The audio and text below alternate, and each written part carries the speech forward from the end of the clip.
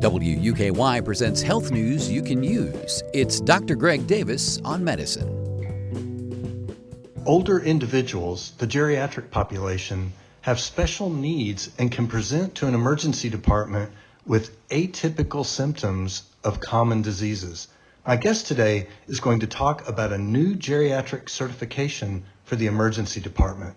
Dr. Jessica Houck is a faculty member in the Department of Emergency Medicine and medical director and geriatric medical director of the Chandler Hospital Emergency Department.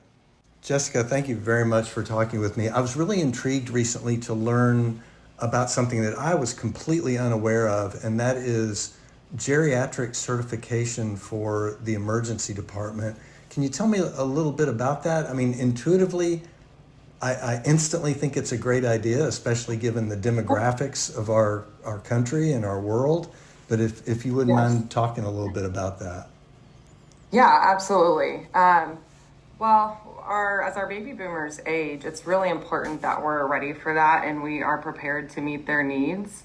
The American College of Emergency Physicians started this accreditation program in about 2007-ish, but it has really caught on in the last few years, and you'll start to see a lot of emergency departments go through this process, at least in some form. There's 3 levels, level 3 being an entry level, and then level 1 is the highest accreditation level.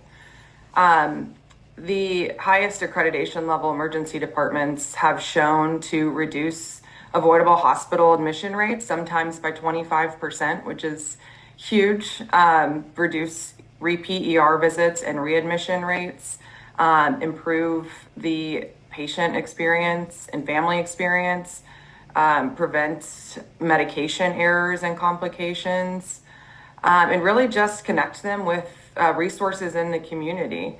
So it's a very, very important nationwide initiative that was actually on the chair of the emergency department's radar since before COVID is when the chair of our department, Dr. Humphreys, wanted us to go through this. And I took on this role about 2.5 years ago as geriatric medical director to take our emergency department through this process. And so we've really come a long way in the past few years, implementing a lot of procedures, protocols, and just environment enhancements in the past few years. And we're currently a level 2. We have a map for the next 18 months that's going to lead us to become a level 1 geriatric emergency department. That was always our ultimate goal, especially as, the University of Kentucky, we want to lead the way in exceptional geriatric care. What sort of obligations, hoops do you have to go through in order to achieve that certification? Well, it is very comprehensive. So the first piece to it is staffing education, ongoing education for unique geriatric needs such as agitation and delirium prevention, which are known just complications from being in the emergency department, the chaotic environment, the lights, the sounds. So education and staffing is a piece of that. One of the requirements is that we have nurse case managers. We have 2 nurse case managers full-time in the emergency department, and their job is to specifically meet the needs of our geriatric patients. We have screenings in place for elder abuse, malnutrition, and frailty. And if any of those screenings are positive, they immediately get notified, our case management team, and does a bedside evaluation and figures out what kind of things they can do to help make our patients successful and healthy at home. Some of the things that they look at are connection to community resources like the food pantry. Maybe it's transportation to medical visits in the future, especially if it's elder abuse. Then they'll reach out to Adult Protective Services and do more in-depth kind of evaluation of that and come up with a safety plan. The other piece looks at the environment enhancements. So we have things like mobility aids, canes, walkers available in the emergency department for use in the emergency department by our patients. A lot of times when you go to the ER, it's not planned. And so you forget things like your walker, your hearing aids, your visual aids, and we have those things for them if they need it. We also have a sensory cart, which is more geared towards our patients with cognitive dysfunction and dementia, but it has things like busy aprons, books, stuffed animals, any kind of environmental modification like a sound machine, things like that to really put them at ease and help calm their nerves.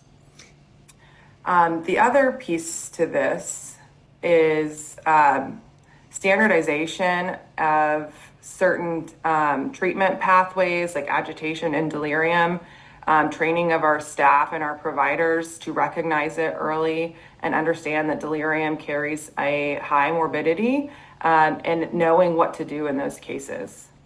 It reminds me of the time I spent as an undergrad and medical student and intern in the emergency department, and seeing the very different presentations that physical and psychiatric illness can manifest in elderly persons. We're not talking about a one-size-fits-all. We're talking about being really flexible to meet the needs of that individual patient who may manifest radically differently than another one with the same illness.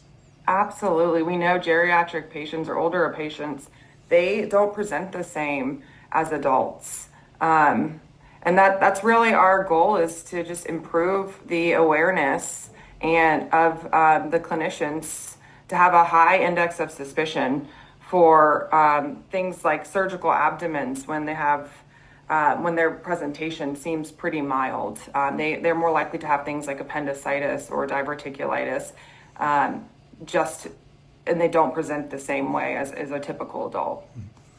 Well, Jessica, before we part, is there anything else you would want our listeners to know about the Geriatric Emergency Department? Yeah, I think I would want our community to know that we're really invested in them, and we hope that if they come to UK to seek care, that they really see all of the things that we've put into place. One thing I wanted to highlight that we've done in the last 2 years is our geriatric, it's called GeriCats volunteer program. A lot of it's mostly undergraduate students, but it's people of all age volunteer in this program, and their goal is just to help out our geriatric patients in any way. Sometimes it's companionship. Sometimes it's giving caregivers a break or grabbing food and drink for these patients, anything to make their experience more comfortable. And that is just one of the things that we're doing to improve their care at UK. My thanks today to Dr. Jessica Houck, faculty member in the Department of Emergency Medicine at UK, as well as Medical Director and Geriatric Medical Director of the Chandler Medical Center Emergency Department. For more information, visit our website at wuky.org. With health news you can use, I'm Dr. Greg Davis on medicine. Dr. Greg Davis is a forensic pathologist and professor emeritus at the University of Kentucky who volunteers his time covering important medical news for our community. This program is available as a podcast at wuky.org.